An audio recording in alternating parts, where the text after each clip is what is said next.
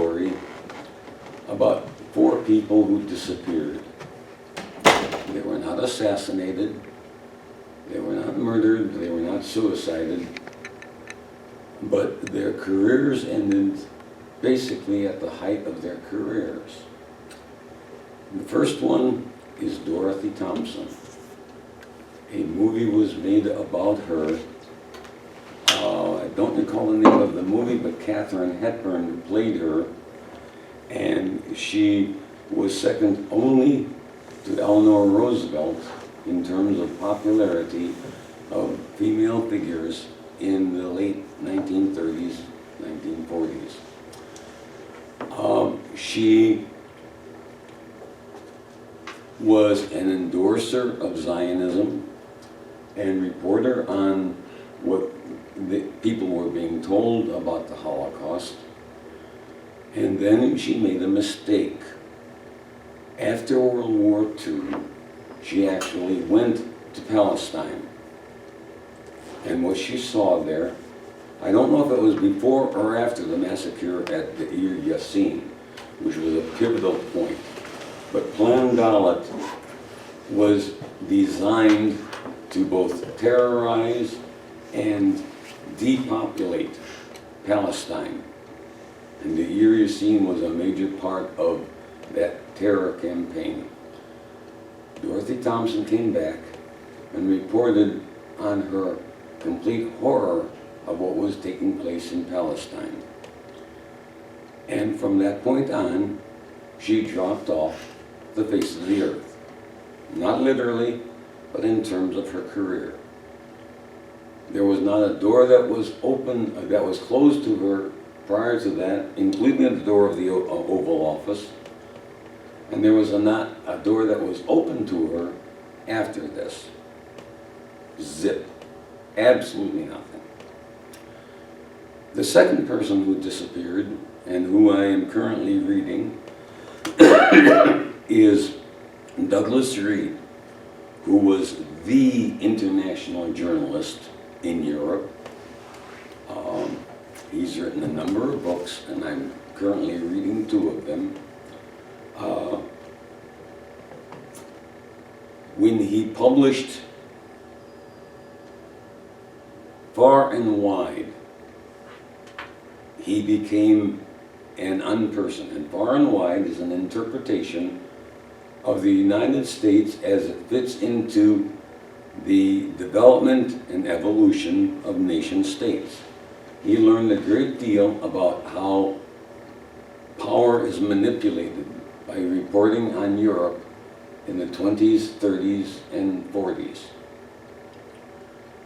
And when he fit the evolution of the United States into that historical pattern of manipulation, he stepped on toes that don't like to be stepped on. So that when he got around to writing the book, The Controversy of Zion, which is a description of the kind of Judaism that is actually practiced and believed in by the ruling elites of Judaism. And that's, I'm making a very careful distinction there, because it is not the Judaism of the vast majority of American Jews. It probably is not the form of Judaism of a lot of European Jews. It is the Judaism that is observed, embraced, and enforced, crucial word, by the Jewish leadership of Eastern Europe and the Jewish elite of the world. He never expected and was confident that The Controversy of Zion would never be published in his lifetime, and basically settled into anonymity.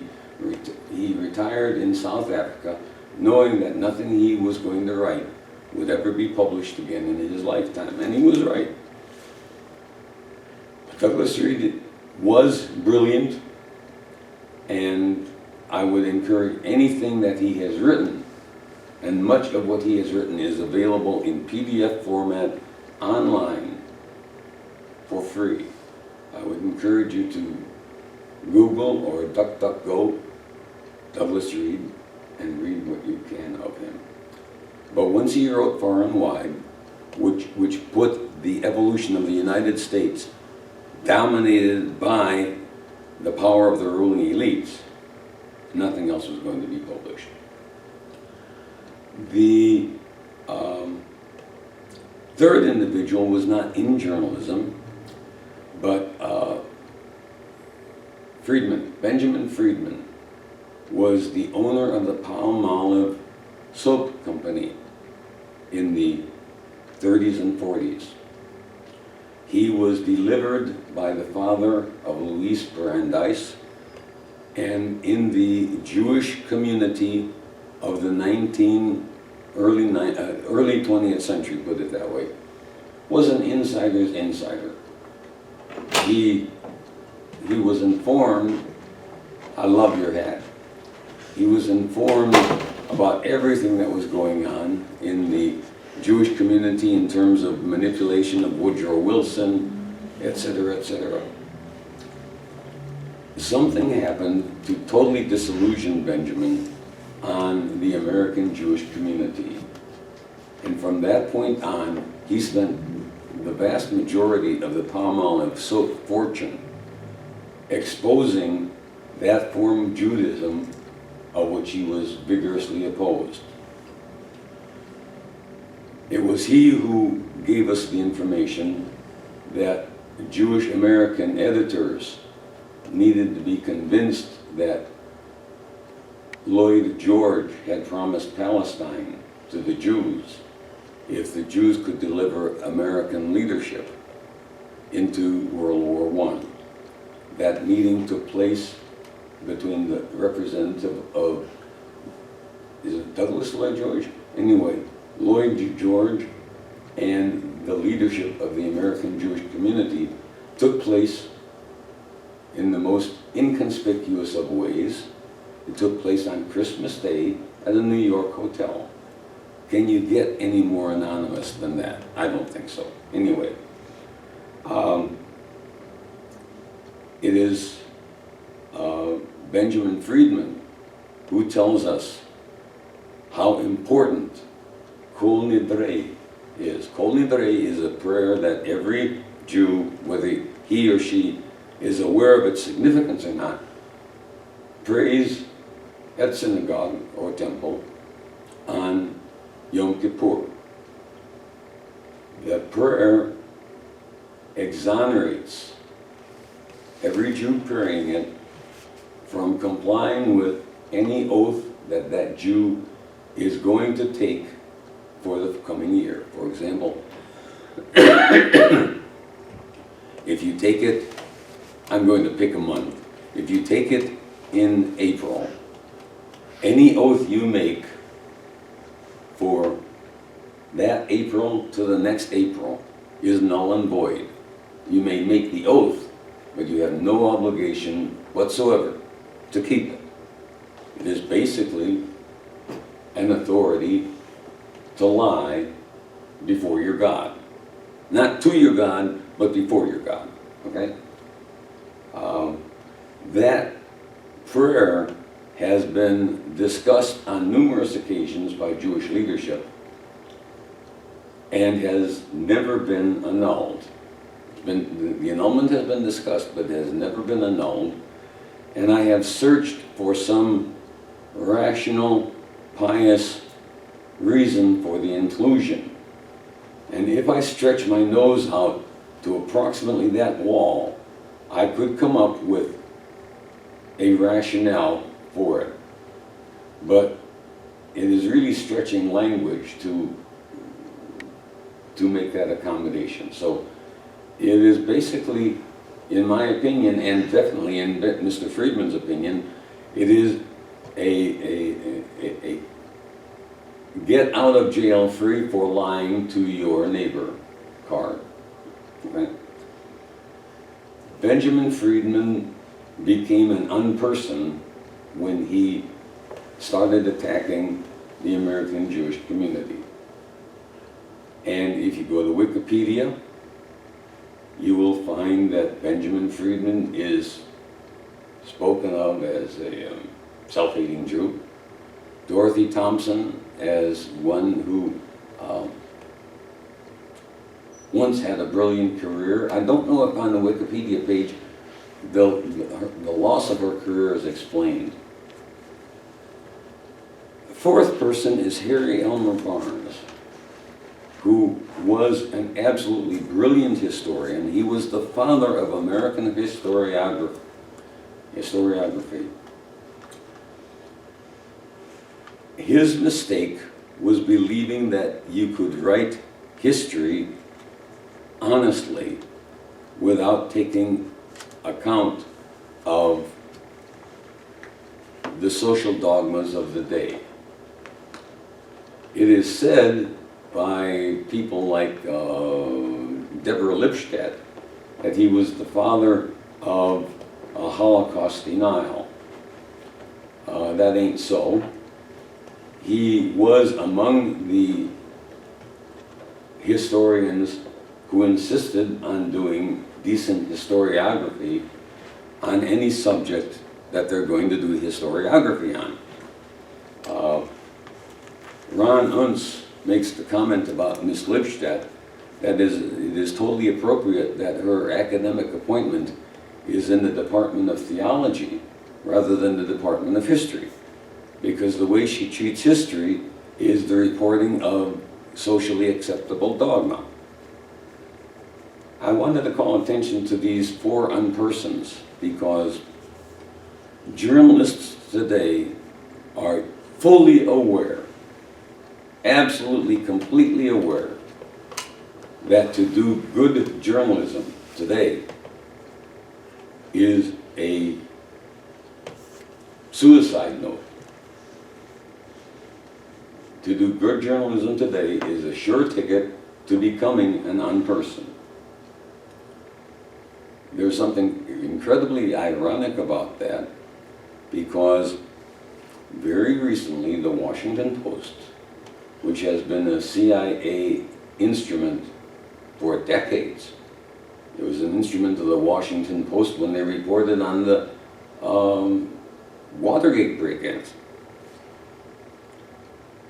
did a very good article on the war in Afghanistan. They spent hundreds of thousands of Jeff Bezos's dollars to force the American government to reveal documents that belonged to the American public by right under Freedom of Information Act.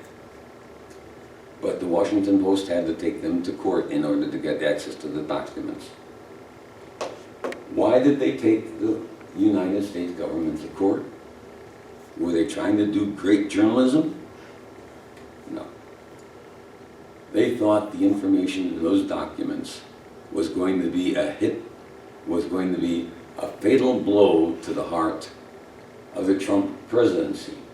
And so they were willing to invest the money, and they were willing to invest a reporter's time in order to get them. And the reporters did a great job of reporting on it. You'll be able to read about it if you go to some of the alternative literature. It is a tragic commentary on our time that an outlet such as the Washington Post is willing to spend a great deal of money and a great deal of time and do great journalism. Will not take anything away from it, and do great journalism. Unfortunately, their goal was not to do great journalism. It was to do a hit piece on President Trump. Now, with that behind me, I want to introduce you to three people, really, and definitely endorse, actually I can endorse all three of them. The interviewer in the two films that I'm about to show you is Hanne Nabintu Herland. I hope some of you are already aware of her, but she is a journalist and interviewer who has done very good work in interviewing the right people at the right time. Today she is interviewing Senator Black from Virginia. And she is interviewing Phil Giraldi, a former CIA agent and very intelligent gentleman. I find the two interviews an astonishing contrast. Senator Black is quite intelligent. He served as a pilot in Vietnam, and after his Vietnam duty, sought a career in politics, was elected senator. I don't know what his early political relationship was, but he eventually became a senator from Virginia as a Republican. If I were to lay money on it, I would put a substantial amount of money on saying that Senator Black believes that Lee Harvey Oswald shot President John F. Kennedy. I would likewise put money on the assertion that Senator Black believes that 19 Arabs attacked the United States on September 11th of 2001. Now, I fully affirm to you that I think he's quite intelligent. And yet, most, if not all, of the people in this room know that he's wrong on those two very simple points. He's an insider who cannot see the forest because he's lived among the trees so long. So I want you to listen to the interview with that awareness that it is not a matter of his intelligence. It is a matter of what avenues are intrinsically closed off to him because of being the kind of insider that he is. Phil Giraldi is a former CIA agent. Most of his writing recently has been about the influence of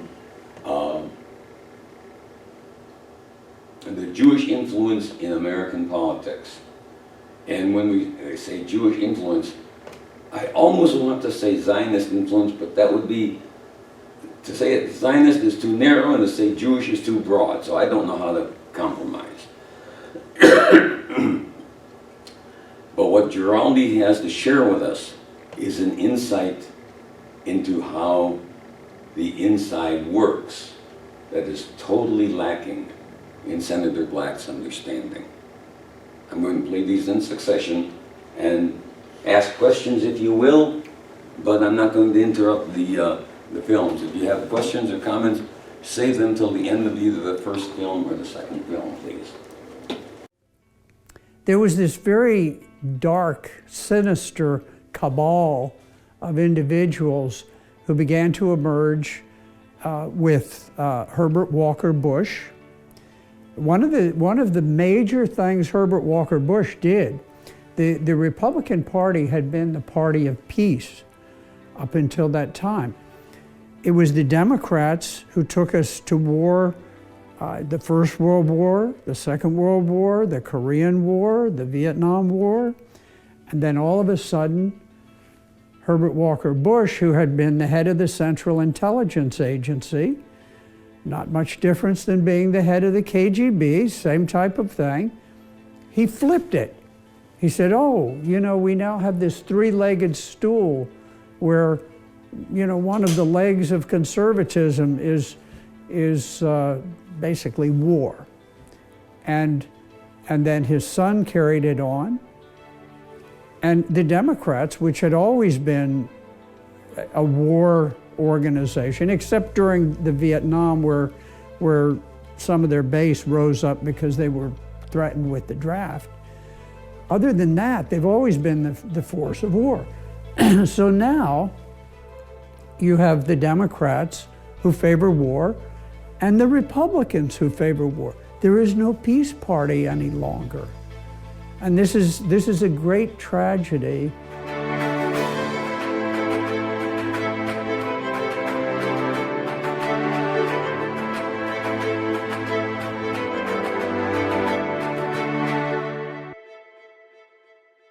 It's such an honor to have you as a guest, Senator Richard Black, on the Herland Report. You have an amazing track record and a career as a military colonel, then as a pilot in the U.S. Marines in Vietnam. Then you retired from the military and from various positions in the Pentagon in 1994.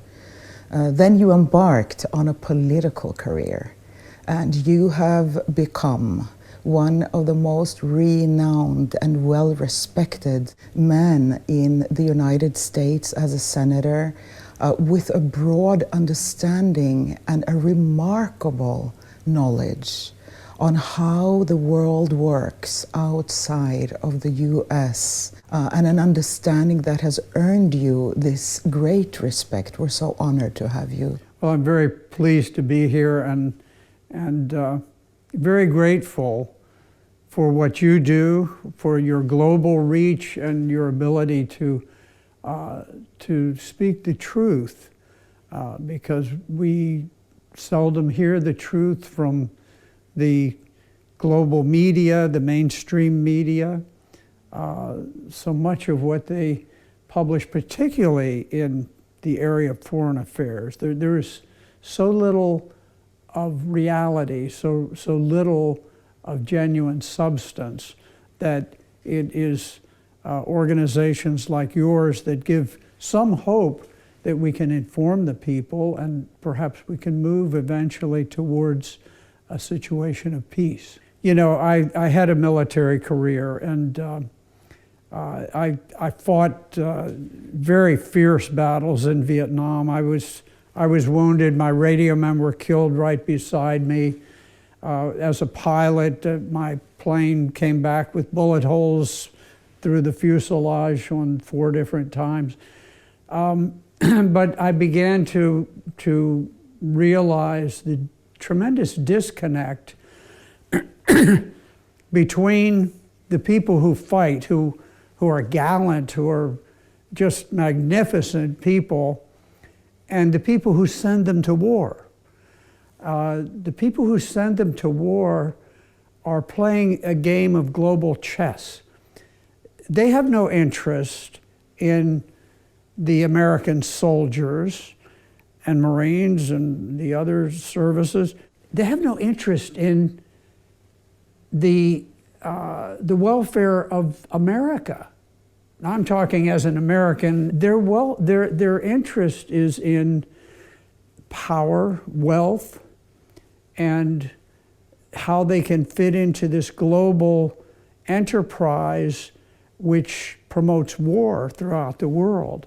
And it does it through very deceptive means. They control the media.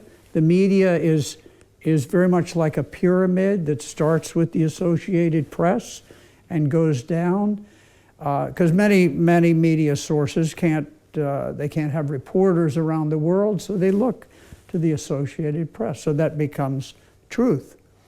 And so it has made me a bit of a cynic, because I have spoken to the people, I have spoken to common people, and I've spoken to leaders, and I have watched what's gone on and seen how we have moved to overthrow governments that were no threat to us, to intervene in countries where the people, it's the job of the Venezuelans to sort out. I may not like the Venezuelan government, but it's not my business to decide what sort of government they should have. And the same thing with 100 other countries. And so it's a bit unnerving.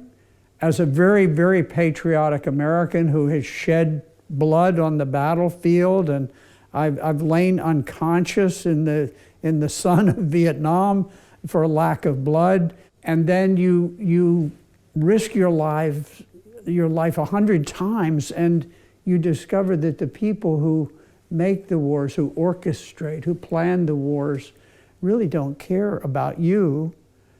They don't care about the people who come back in body bags. They don't care about the country. It would be one thing if they sacrificed the troops for the benefit of the nation, that makes some sense. But they're not concerned with the benefit of the nation. They're concerned with some greater global enterprise and where they can fit in and how they personally can gain enormous wealth and power. And this is probably the big lesson that I have learned through many, many years in the Pentagon, in the field of battle, and studying what has gone on, particularly in the Middle East. After 1989, the Berlin Wall fell and the Soviet Union collapsed. We saw a rise of the neoconservative movement in the United States with Paul Wolfowitz, Dick Cheney at the time, and there's kind of feeling that this was the end of history and liberal progressive democracy had won the battle. To what degree do you see the neocon movement as the beginning of the end for the American hegemony and world power? The end of the Cold War was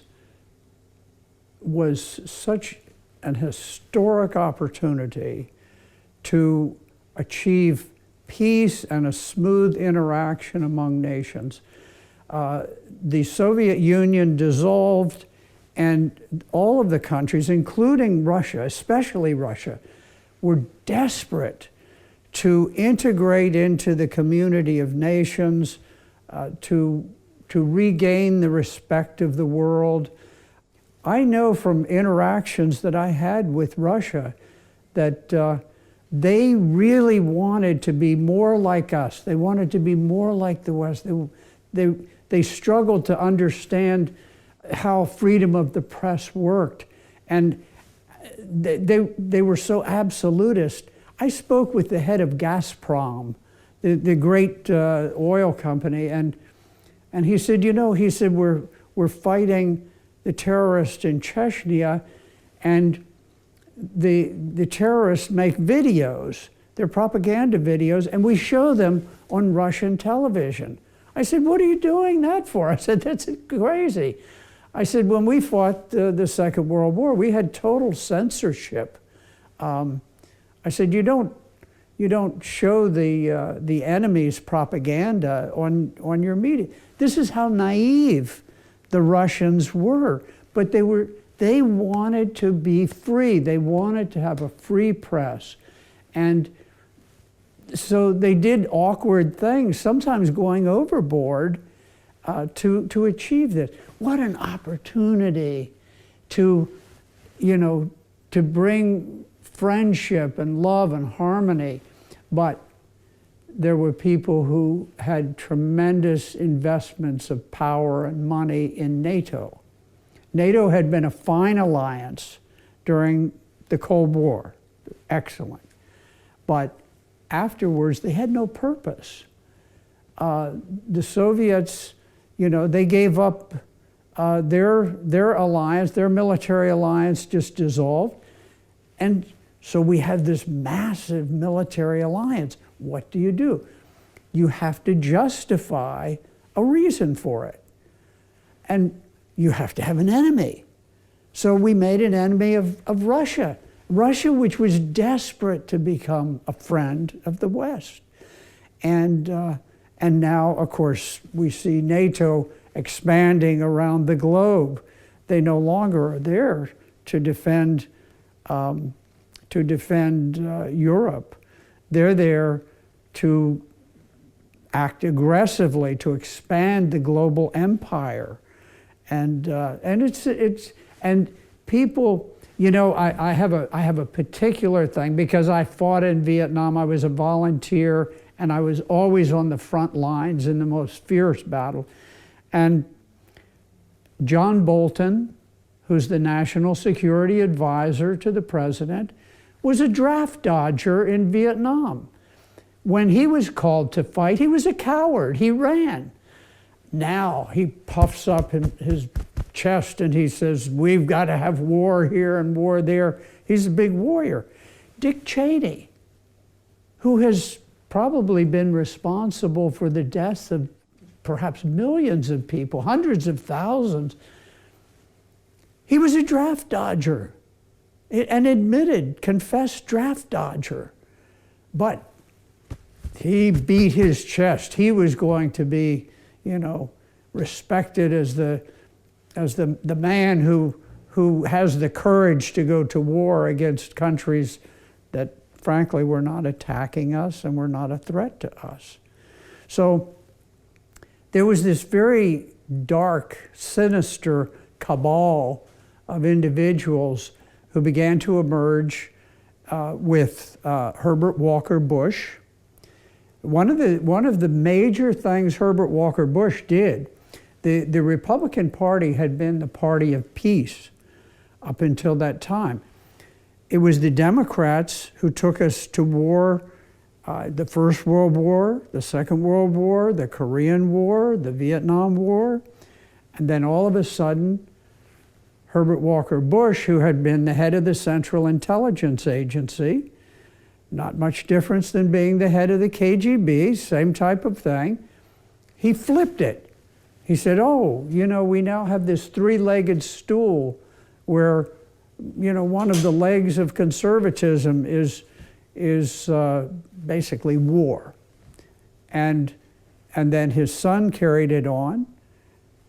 And the Democrats, which had always been a war organization, except during the Vietnam where some of their base rose up because they were threatened with the draft. Other than that, they've always been the force of war. So now you have the Democrats who favor war and the Republicans who favor war. There is no peace party any longer. And this is a great tragedy. You have all of these neocons, Dick Cheney, you have John Bolton, you have Paul Wolfowitz, you have a great number of people with famous names, and their power, their prestige comes from war. It comes from this feeling that somehow the United States is threatened by enemies from every direction, and we have to build up our military, and there's tremendous money in this, tremendous money in all of this. We have, according to President Trump says we have spent, we have accumulated $7 trillion in national debt. 1/3 of our entire national debt has been incurred in the Middle East. And I cannot tell you a single positive thing that we have achieved in all of these years in the Middle East. We have fought the current set of wars for, 18 years?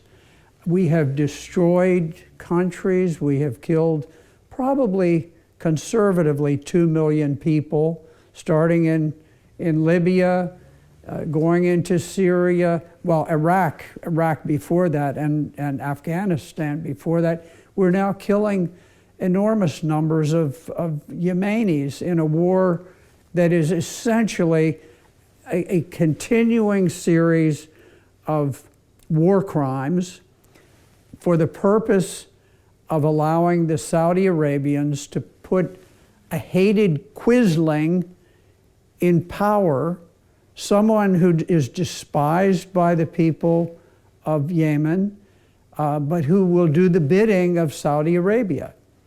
And so we're fighting wars all over the world. Today we have special operations troops in 149 countries. Most countries have American special operations forces. They're involved in varying degrees.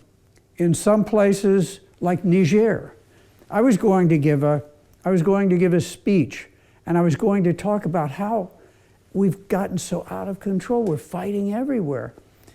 And I had to pull over off the road and look up on Google and see, what are we fighting in Nigeria or are we fighting in the other place?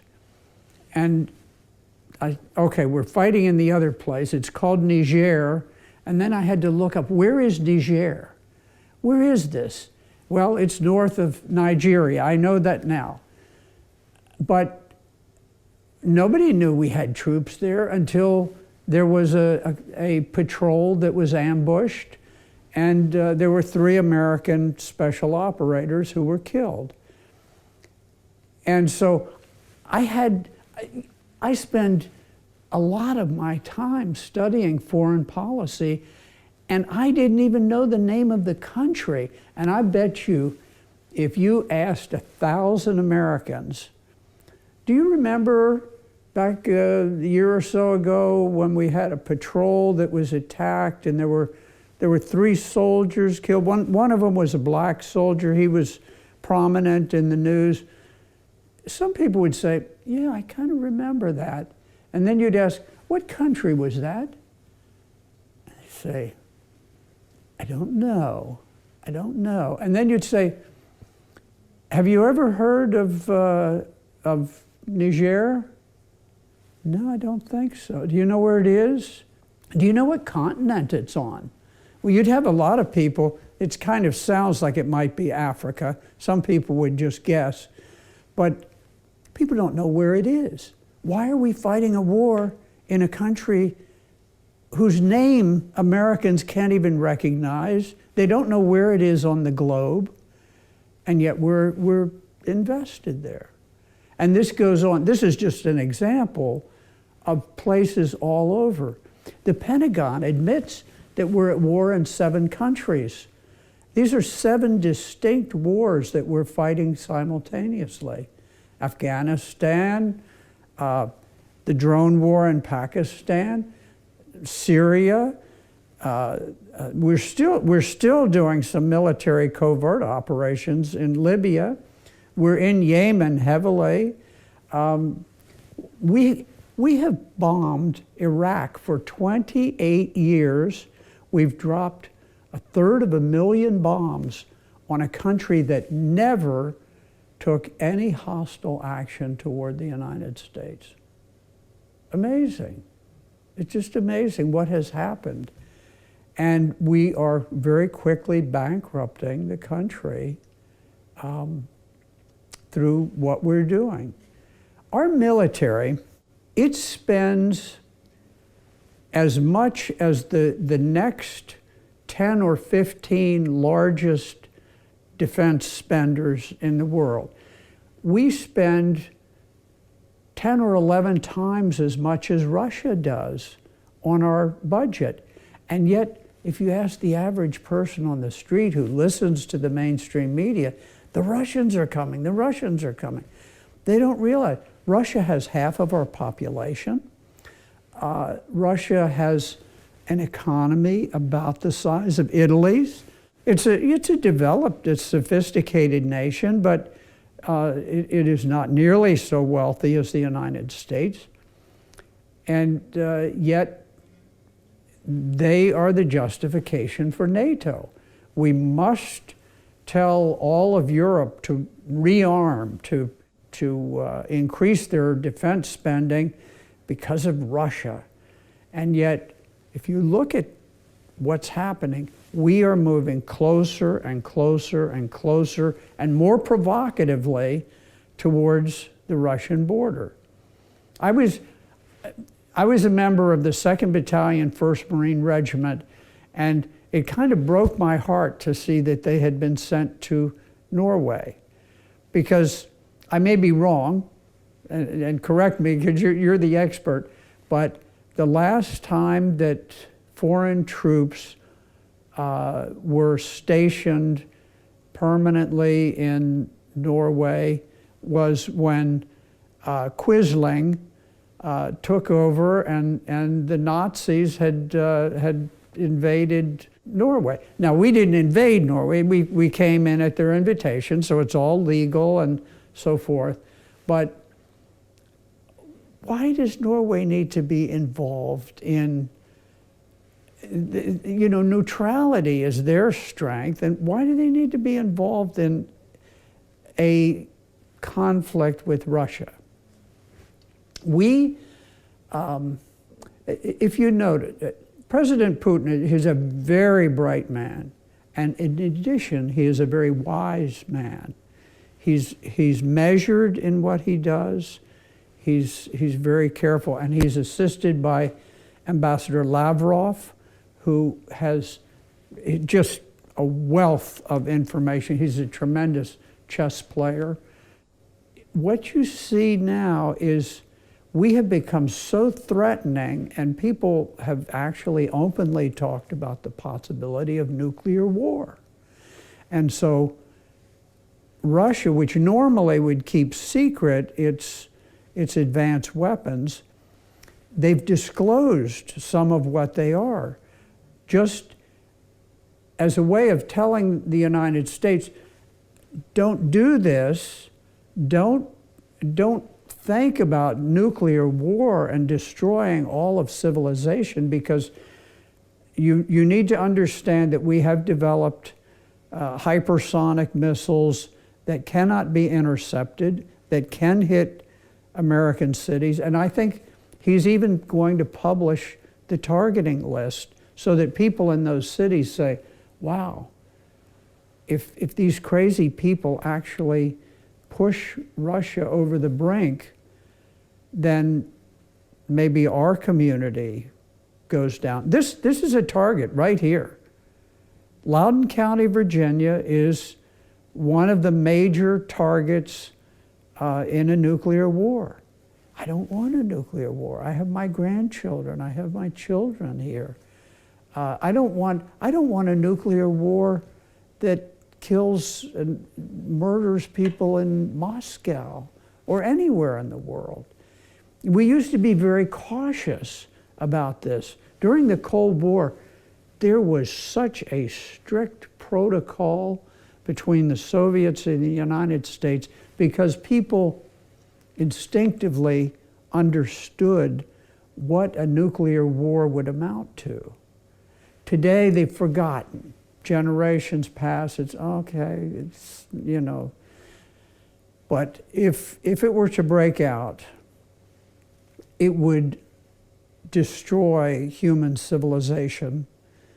It would destroy the means of feeding people. There would be mass starvation of survivors.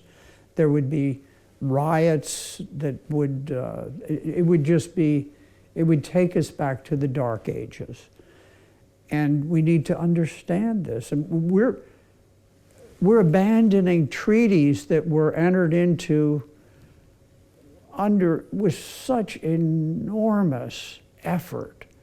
The efforts that were taken by very heroic people to say, okay, you can never have a treaty that's perfect, but let's have the intermediate nuclear treaty. Let's have non-proliferation treaties so that we draw back and we have more distance. At the very end of the Cold War, we had 1,000 miles of space between East and West. And that meant that when something happened, if something came up on the radar, you had time to pick up the hotline to Moscow or to Washington and say, hey, we've detected something very strange. And the other side could say, here's what's happening. This is what we see on our end, and you know, under no circumstances is this anything designed to threaten you. Now that 1,000 miles has become nothing, zero, and we have troops. We're running naval ships right to the edge of Russian territorial waters. We're taking nuclear capable bombers and we're running towards Russia, and then we turn off at the last instant. And then when the Russians do war exercises to practice defense, we say, oh, this is provocative. It's an outrage. The Russians are running war war exercise. They're running war exercises on their own territory against people who are threatening to invade them. So the situation has taken a very sinister turn. And I think there are people who recognize that our currency and our debt have reached such a level that there may come a time when we must do the most desperate things in the world to maintain our dominance and our control. And it's a very, very dark cloud over human civilization, and it's something that people like you, people like me, we have to be able to inform people and let them know the danger that is faced by the world today.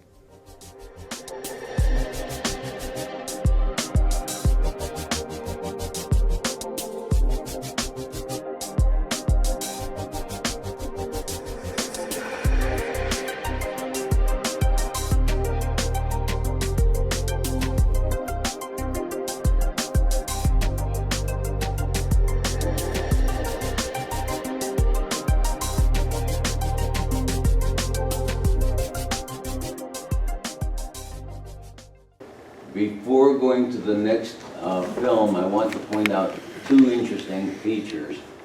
And one is that current non-American military analysts, I wanted to point two things out. With considerable respect for Senator Black, he refused to step on the third rail of politics. He listed three neoconservatives, one of whom is Jewish, Richard Pearl. If you look at the list of neoconservative leaders from Richard Pearl, I'm blanking out, there are the community of neoconservatives, insiders, the top group. About 80% of them are Zionist Jews.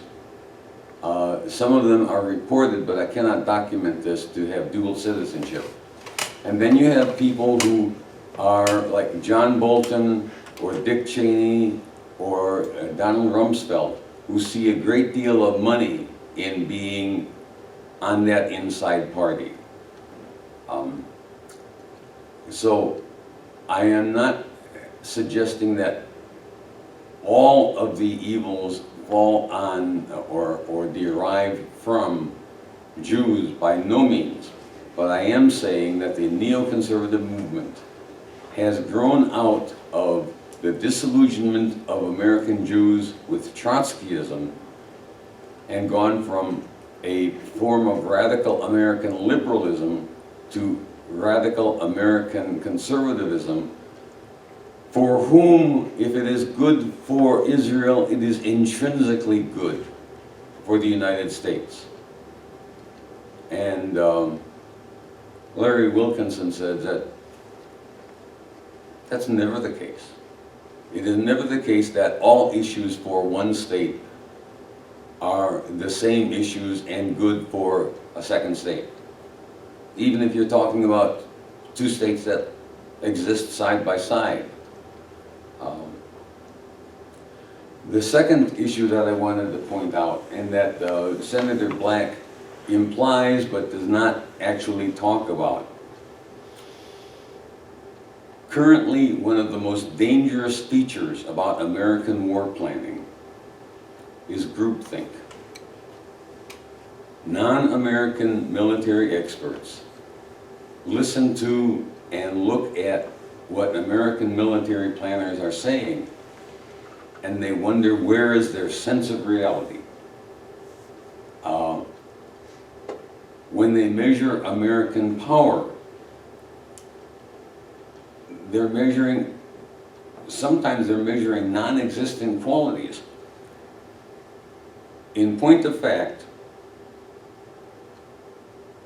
three essential elements to being an effective military power are being self-sufficient in those materials that are essential for your existence.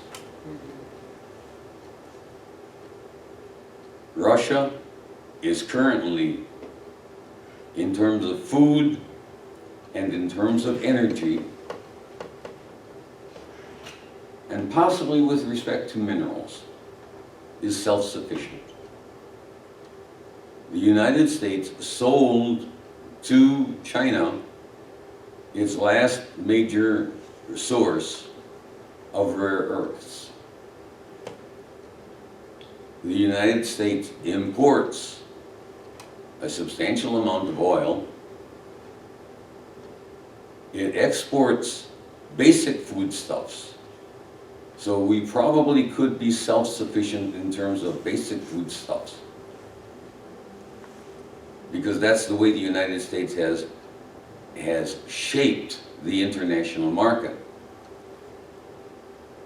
But I will tell you that Dmitry Orlov, as one example, has said it would be the simplest thing in the world, not only for Russia, but for any serious aggressor, to paralyze the United States. Our electrical grid is such that if you hit it at 4 specific points, not with nuclear weapons, with basically big conventional weapons, the vast majority of the United States would come to a grinding halt. So, non-American military planners and thinkers are suggesting that Americans have, for so long and so effectively, convinced themselves that they are number one, that our leadership now believes it. I once worked for a boss who made the incredible mistake of coming to believe his own propaganda. And it was disastrous for our department and eventually disastrous for our company. So I want you to be aware that groupthink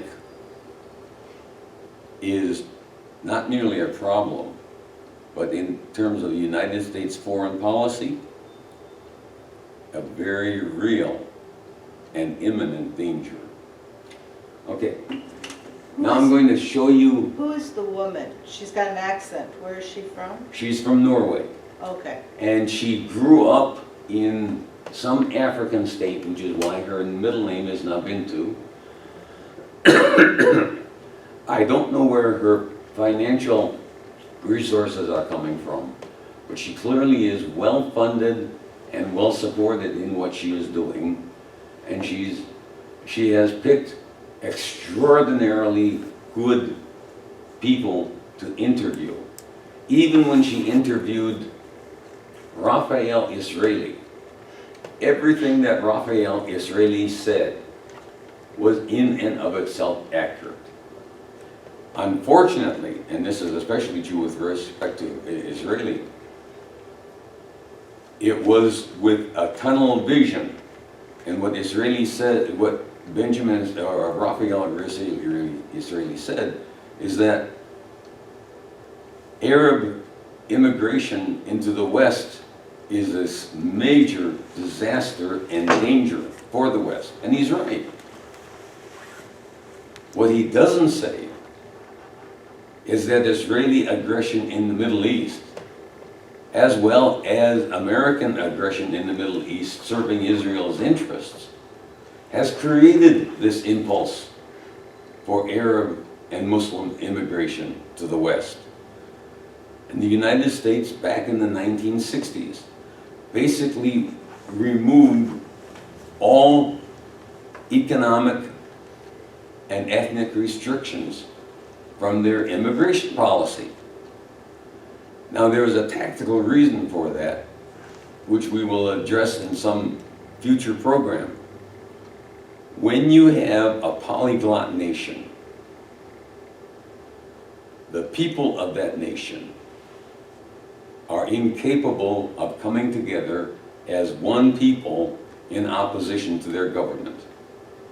because you have Southeast Asians and Northeast Asians and Africans and South Americans. You have a group of people with no cultural homogeneity or unity. How is such a people going to rise up and throw off the yoke of oppression? They can't. She has, the Herland report has about 28 published interviews now on YouTube. And I haven't watched a single one that was a dud.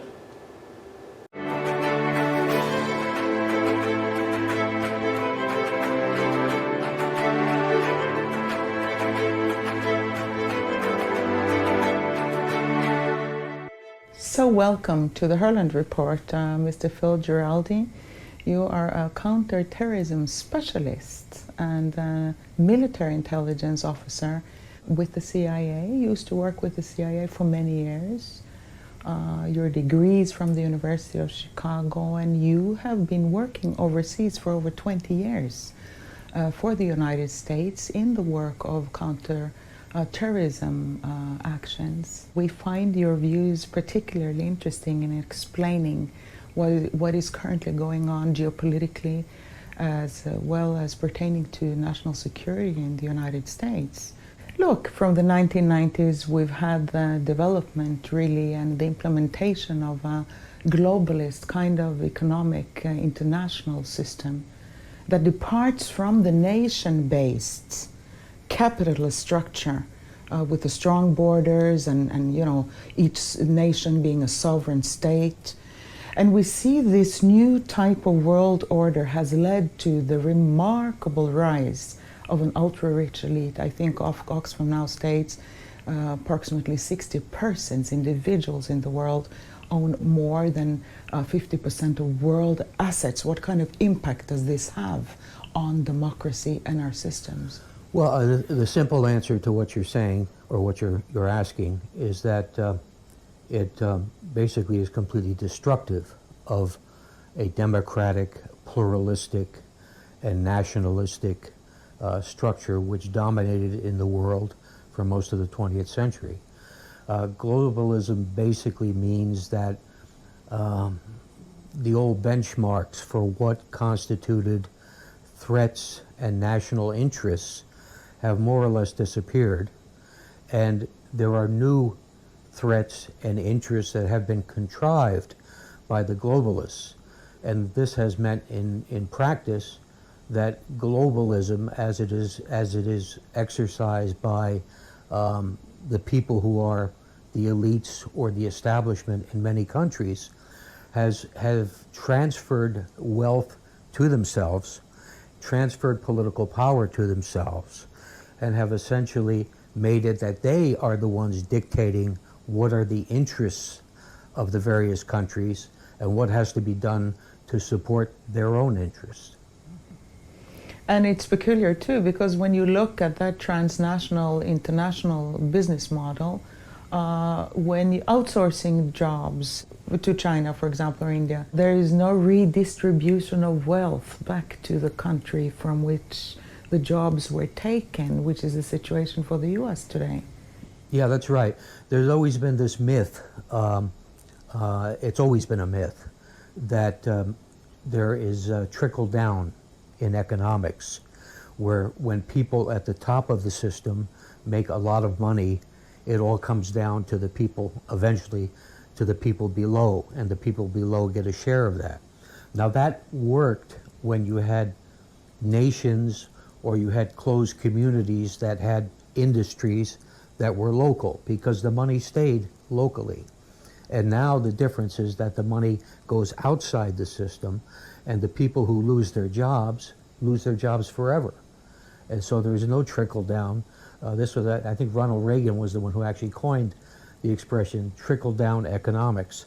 And so we don't see that happening anymore, because the money is fungible, and it moves offshore, it moves to other places, and it is used to further the interest of the of the elites, of the establishment, in terms of what their own interests rather than the interests of the people in the country. As well, we saw when Donald Trump initially took office, one of the elements he spoke about was that he wanted to stop the tax havens, because one of the elements within this kind of globalist structure and the borderlessness that it's depending on, borderless societies, is that then where are you going to pay tax? So you end up establishing yourself in a way that you don't pay taxes anywhere.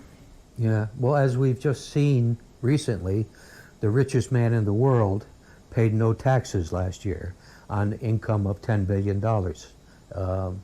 Bezos, who owns the Washington Post and Amazon. So this was a myth that Donald Trump was describing. He saw the loss of jobs, the loss of economic viability in the communities in the United States as a problem with jobs being exported to Mexico or exported to China or exported to Vietnam. But that's not really the problem. The problem is that the whole global economic system is now no longer national. It's not a question of people getting jobs. It's a question of basically how the people at the top of the system manipulate the economy to benefit themselves. And it's if Donald Trump cuts a deal with Mexico, that's meaningless, because the people who are able to control the economic factors will go somewhere else. And when they go somewhere else, they will then go somewhere else after that.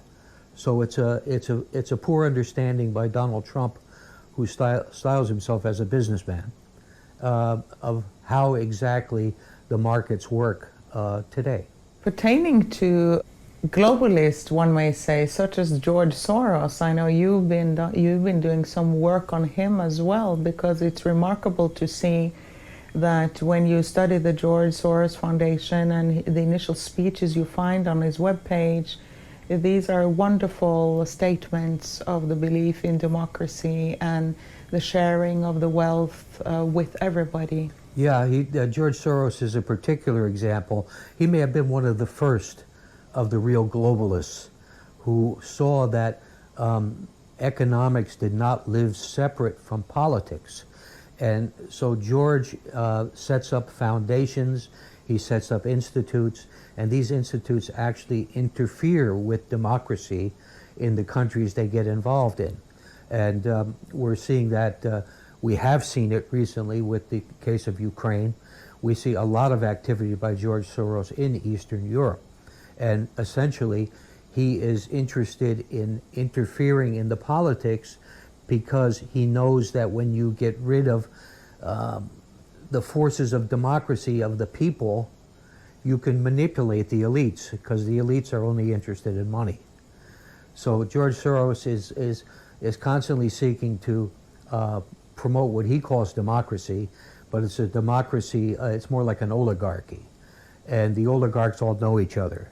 And the oligarchs all have a common interest, which is essentially the 50, 60 people you were talking about, to continue their domination of the global economy. It's not a national economy anymore, it's a global economy. Let's get into Ukraine. What was George Soros' role in Ukraine? We all remember the Maidan, that later turned out to be fire shots from other angles than what was initially reported. And Well, George Soros, as I indicated before, essentially was involved in setting up foundations and groups that were unfriendly to the existing government, which in turn was friendly to Russia and was creating problems for Soros and his other establishment people, because they wanted to have access to government in a way that they could manipulate it. And by getting rid of the government, which had been democratically elected, they were able to bring in a government that they have considerable control over. And I would add the United States State Department played a big role in this too, because governments in some places, United States and Britain would be two prime examples, have very much become globalist in terms of how the elites in the government respond. Bill Clinton was a globalist when he was president of the United States, essentially, and cashed in after he ceased being president. And his wife continued to work as a globalist when she was Secretary of State. So we have that. Tony Blair.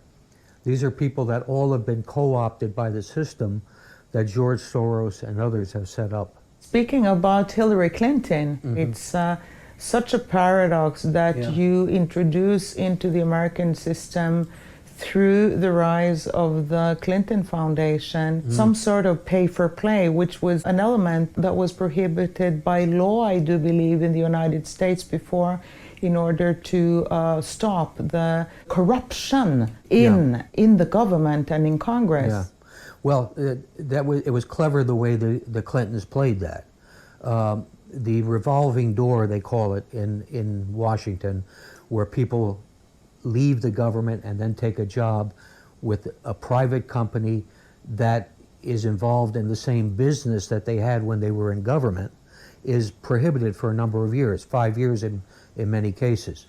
But if you don't go to something that's similar, you're free. You're free to go make a speech and someone will pay you whatever they think it's worth. Bill Clinton made speeches for $250,000, $500,000, I believe in one case $750,000, $750,000.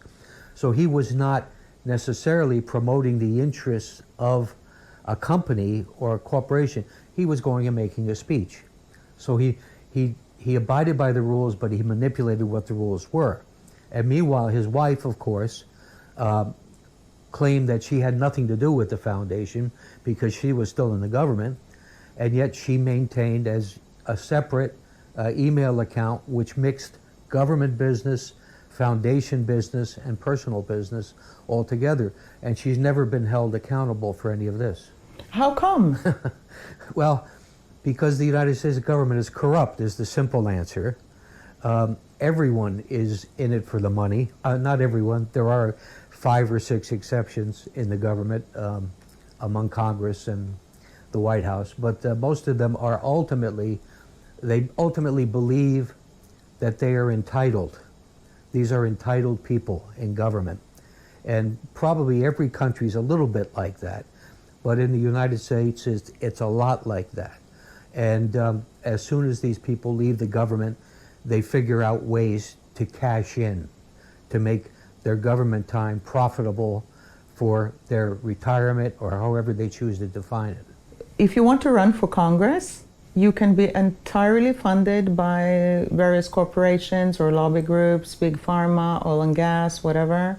Then when you are elected, there's no restriction on you amending bills or participating in changing the structure in such a way that it would profit precisely the groups that funded you to enter Congress in the first place. And thirdly, you are also, as a congressman or congresswoman, there's no problem in you owning stocks or amending bills with having the potential to have those stocks soar, being funded by precisely the same corporations that you are amending, and potentially for you to then earn a lot of money from the rising of those stocks. Is this a correct perception? It is an absolutely correct perception, except your first step is too nice. It is essential for someone running for Congress to have that kind of support. So it's not an option. It's something that they have to have. And so they go and look for the people who have the money, who then make the rest of the process work, where they buy the congressman right in the beginning, and from that point on, the congressman is owned. And this is an unfortunate aspect of American democracy, if you want to call it that. The fact is, you need money to run for Congress. And to get the money, you have to go to someone who has the money. And someone who has the money has an interest in letting you have some of his money. So that's how it works. So to what degree is the American system really a democratic system, if that is how it works? I think the simple answer is that the American system is no longer a democracy. It's a controlled democracy. And the democracy is basically controlled. People refer to the deep state or the establishment. And those are convenient expressions.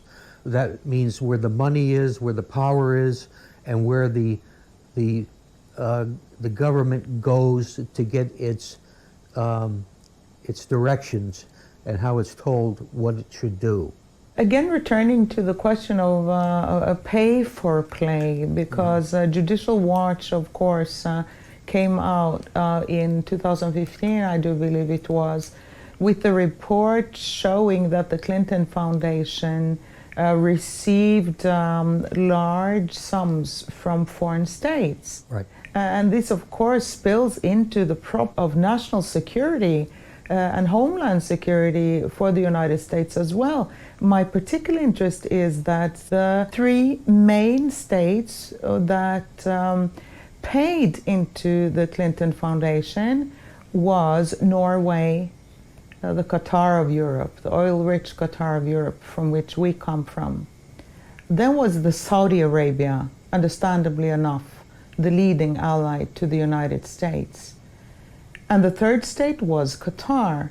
How do you explain Norway's role into this? I've always been intrigued by Norway's role in bankrolling the Clintons. There probably is a connection. I have never seen it explained in very clear terms. The connection with Saudi Arabia and Qatar is very clear.